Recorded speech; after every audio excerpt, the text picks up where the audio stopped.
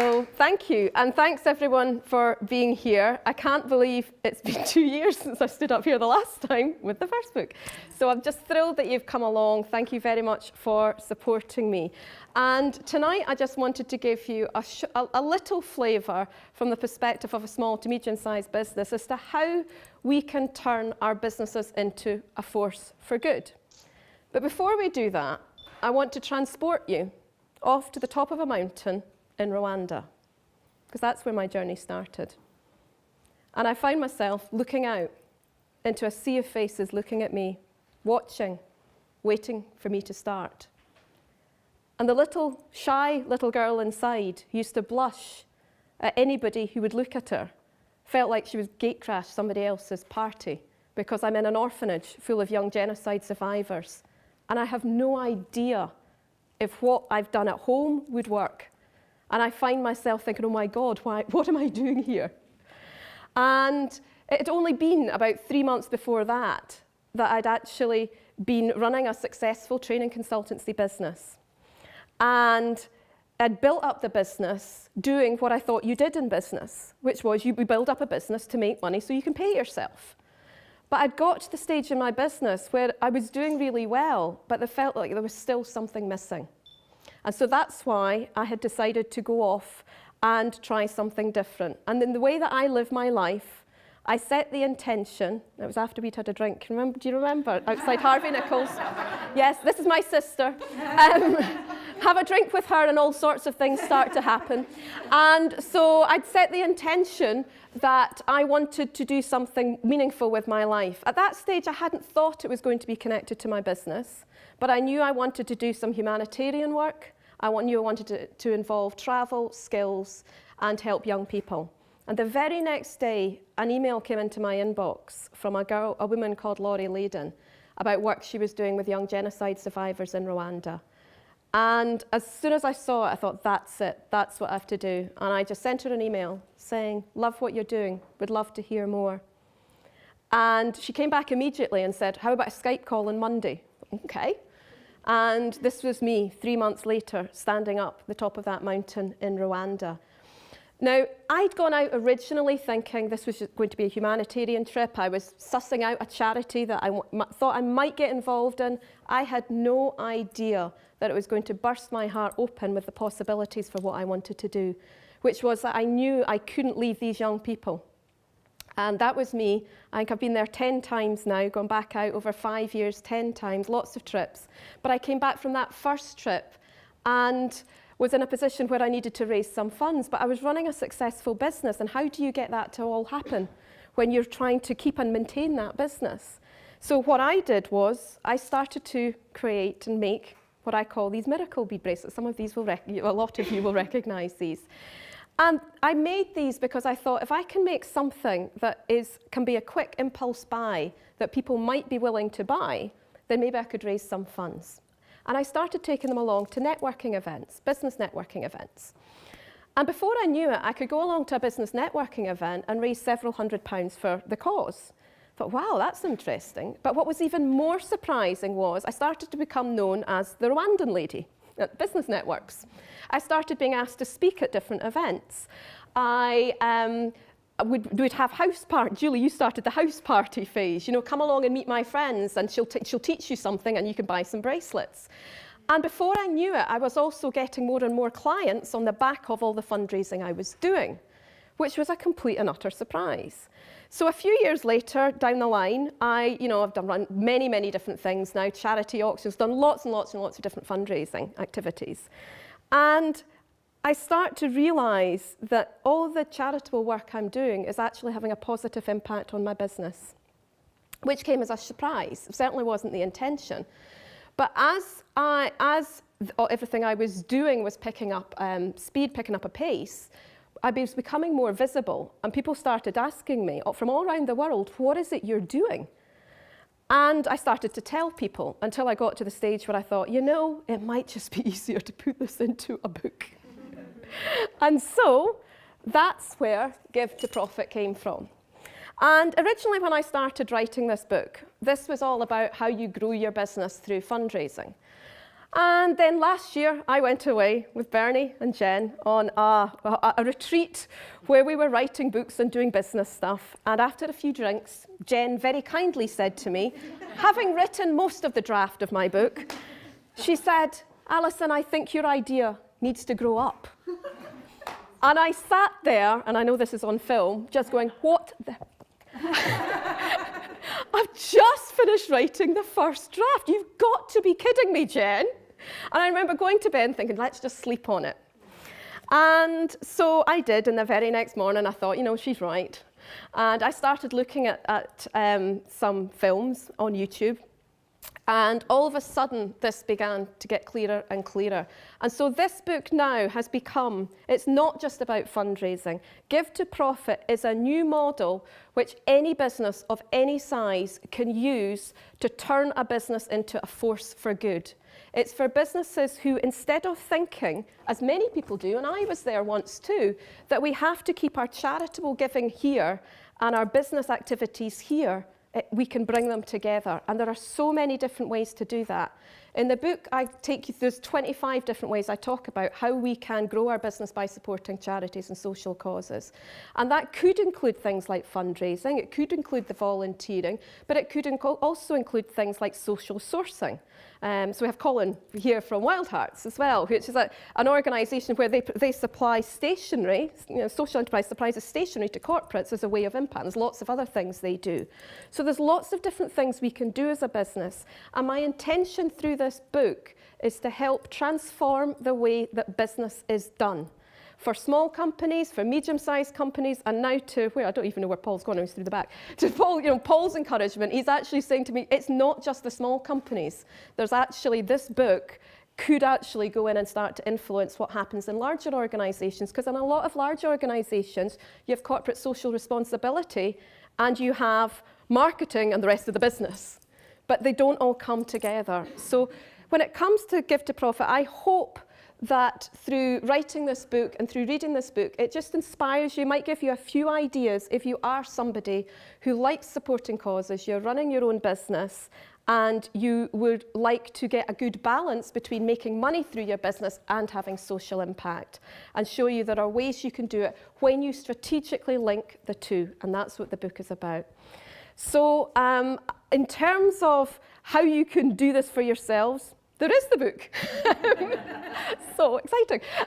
So you've got in your goodie bags, you will have the book.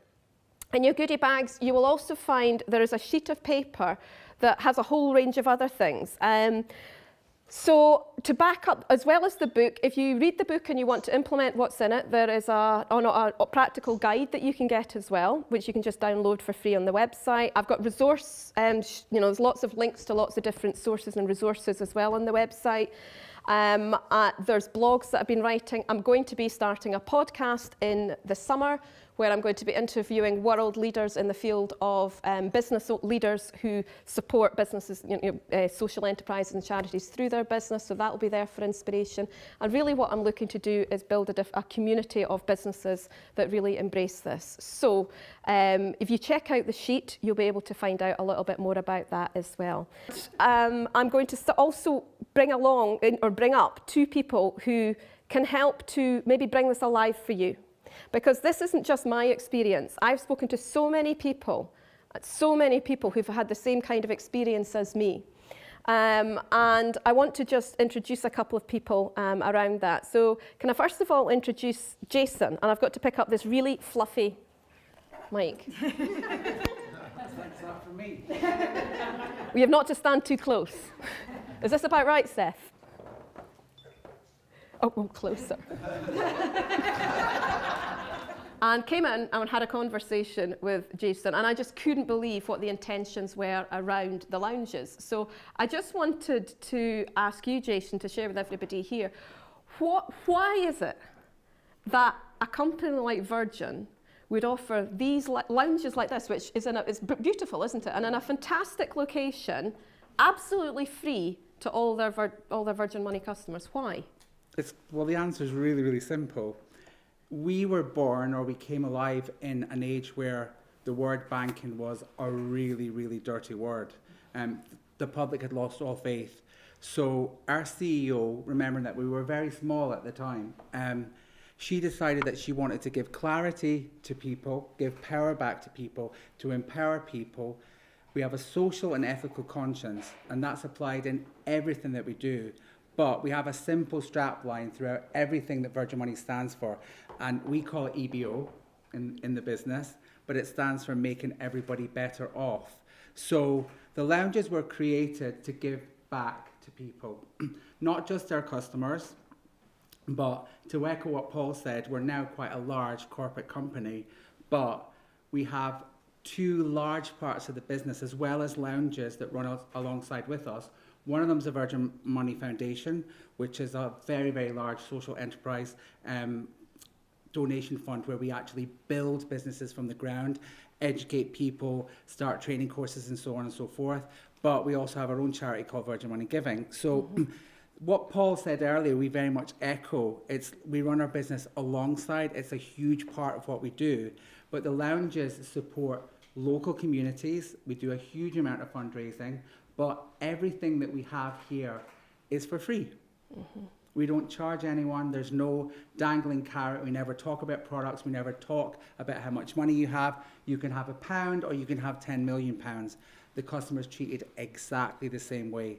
And making everybody better off is at the heart of every decision that the company makes. So everything that we source is ethically sourced. So we look at fair trade companies for all the products that are supplied here in the lounge. So every single thing that we do makes even the tiniest bit of difference. So we have a real social conscience with the things that we apply to our everyday work. And I mean, you know, because you're a customer, we've got 17,000 customers in 5 years. We were the very first lounge. We now have 7 throughout the UK. And the intention is that we will open one every single year so that everyone can experience what we have here in Edinburgh. And just on that note, in your goodie bags, you've got a free pass for the lounge. So please come and visit us. We'd love to see you. I can talk to you more about the ethos of the company and tell you what we do for local charities and for the local community. We fit perfectly with your ethos and what the book is about, and that's why it was great for us to get into bed, so to speak. Sorry, Paul. So we're happy and thrilled that we can be a part of it. So thank you.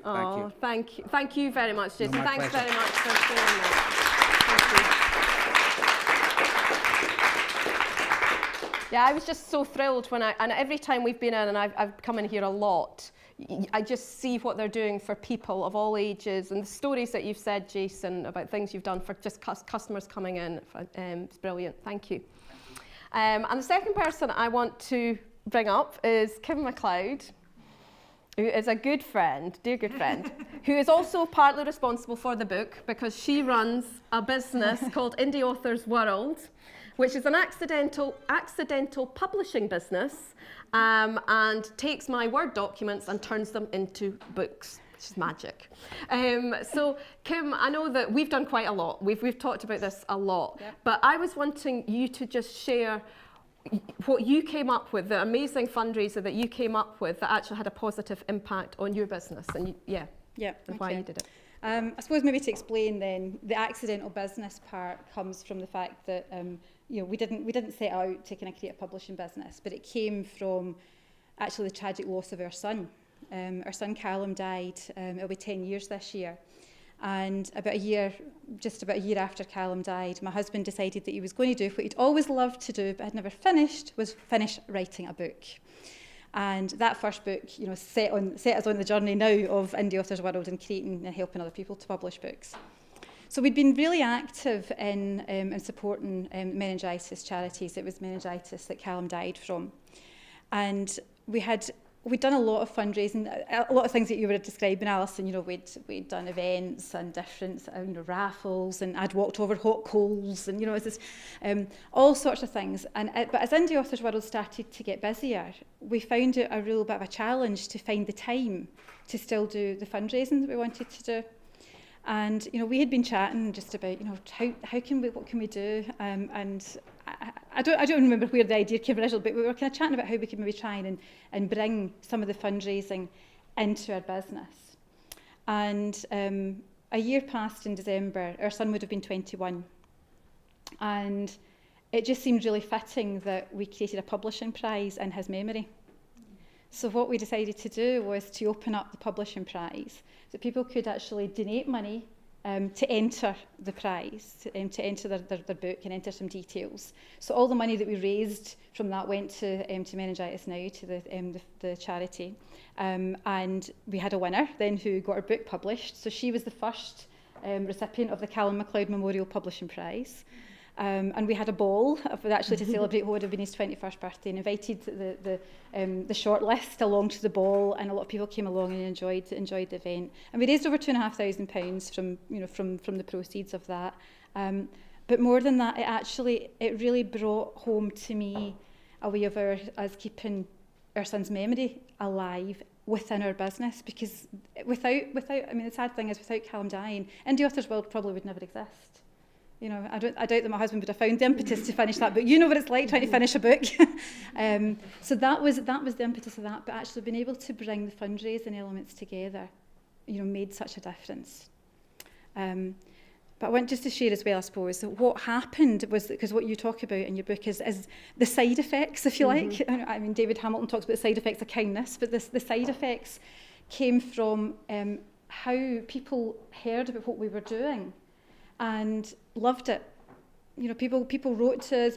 We have had new customers who came and joined us, who joined our mailing list, who we've now published other people's books because they heard of what we were doing in our business, and they really just connected, I suppose, with that level of kindness that we'd kind of embedded into it. So our business has grown because of it. We got press coverage, people were interested in it. So not only did we raise money for a worthy cause, some lovely person, Karen Finnegan, got the 13 Stones published, so go and check that out. It's a brilliant book. And we grew our business at the same time. Thank you. So thank you so much for everything you've done to help us with it. So thank you. Amazing. Thank you. Well, a round of applause.